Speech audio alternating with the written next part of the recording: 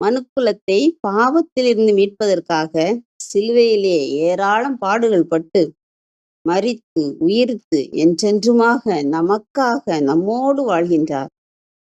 இயேசு கிறிஸ்து விண்ணிலிருந்து வந்தவர். ஆகவேதான் விண்ணிலிருந்து இறங்கி வந்த வாழ்வு தரும் உணவு நானே.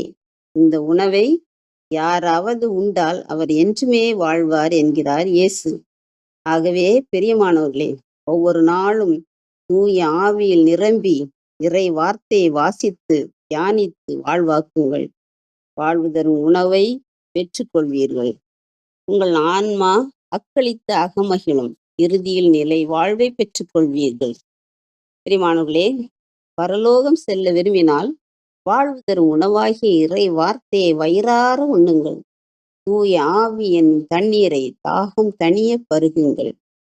அப்பொழுது உன்னத வல்லமையால் நிரப்பப்பட்டு